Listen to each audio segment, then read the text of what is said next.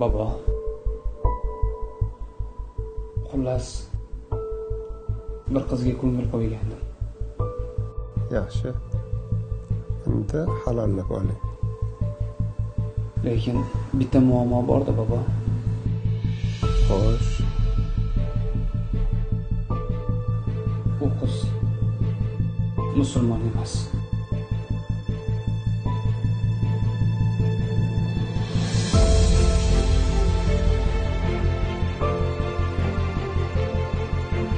Voyaga yetgan yigit o'ylanishi kerak. Bu sunnat, bolam. Bobo, meni qarorim qat'iy. Uylanaman. Faqat o'sha o'zim tanlagan qizga. Nima?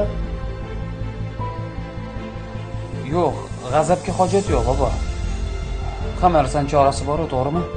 Agar u islom dinini qabul qilsa, bu mumkinmi? Bitta savob degan bo'lardi, bolam.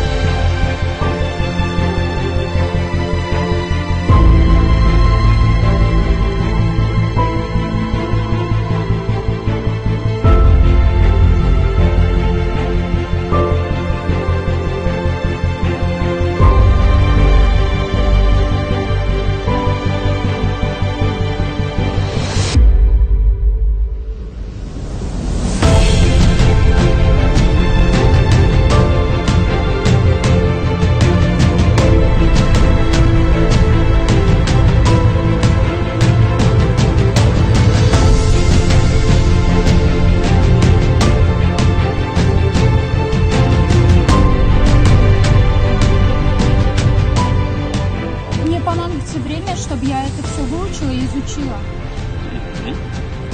Сколько? Примерно 4 месяца. Хорошо.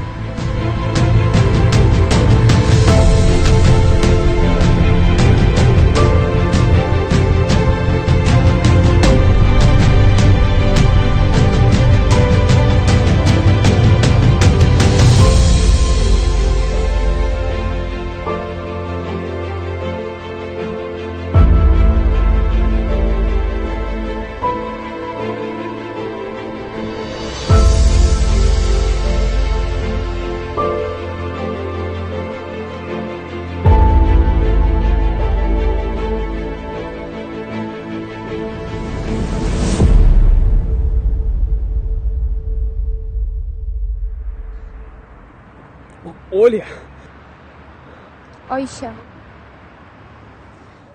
bilasanmi? Oysha, meni juda ham xursand qilding. Men sizga turmushga chiqmayman.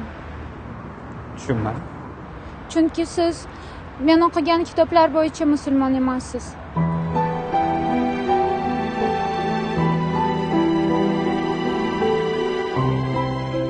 Allohga qasam. Men bugun aksar musulmonlarning holi shunday desam mubolag'a qilmagan bo'laman.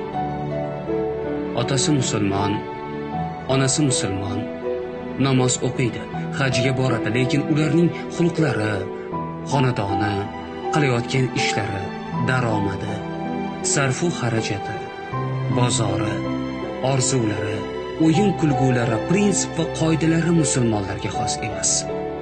Islom go'zal axloqdir. Islom halollikdir. Islom omonatdorlikdir. Islom rostgo'ylikdir. Islom ilmdir. Islom poklikdir. Islom xayrixohlikdir. Islom shirin so'zdir.